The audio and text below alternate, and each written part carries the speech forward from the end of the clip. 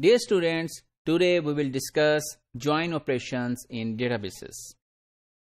So the join of two relations produces a new relation whose attributes consist of the attributes from the original relations. So let's have a practical example. We have two relations. One has registration number, name and father name, and another has registration number and marks in Introduction to Computing. So you can see that you can also say that this is one file being stored at a university, all right, and this is second file stored at an examination department. So when we want to join these two relations, so we want to produce one relation like this one, and you can see that in this joining we have registration number common in both of the relations, so we will join based on this registration number. And you can see that these are two registration numbers, their name and father name are coming from first relation and the marks are coming from the second relation. So this is one typical example of joining based on some criteria, that the join will be performed based on common attributes known as registration number. So let's elaborate further that how can we join different tables or relations in databases. So for example, relation A contain attributes V and W. When it is joined with relation B that contains attributes X, Y and Z, then as a result the new relation will have 5 attributes and the names of those attributes would be A.V, A.W, B.X, B.Y and B.Z. This naming convention ensures that the attributes in the new relation have unique names, even original have same names.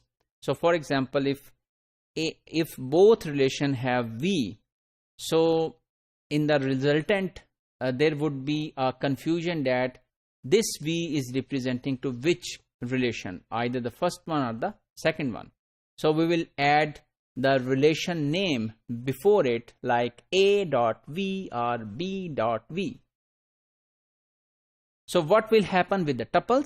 So the tuples rows of the new relation are produced by concatenating tuples from the two original relations. Which tuples are actually joined to form tuples in the new relation is determined by the condition under which the join is constructed. So let's have two examples to elaborate it. So in this example, we are interested to form a new relation C, and the condition is join A with B where A.W is equal to B.X, and you can see that this is relation A, this is relation B, and this is W column and this is X column. So which means wherever this column and this column are equivalent, then it should be joined. So first of all, first row will be picked from here, and it will see that whether this 2 is appearing over here somewhere or not. So we can see yes, this 2 is available over here. So it will be joined R2 to MQ. So this first line is formed. Then the next will be taken from here. So T4, here we have two 4s, one is here and one is there. So here we will have 2 rows. So T4 4DE is the next line, and then T4 4TF is the third line. So this means that how many tuples will be there based on this condition which we have over here. So let's have another example where we have changed this condition. So now we are interested in where A.W is less than B.X. So we will pick first 2. So you can see that this one is not less than, so this condition will be false.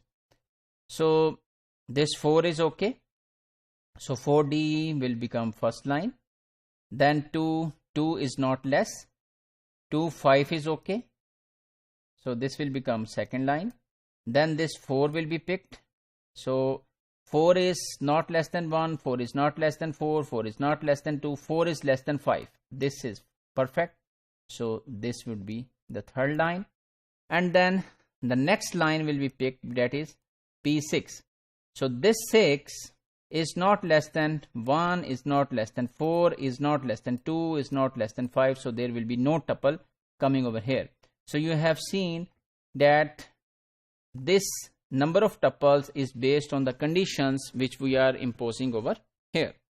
So let's summarize today's module. We have learned that how join operations can be performed in databases, what happens when two relations are joined in terms of attributes and data, and we have discussed two examples to illustrate the difference.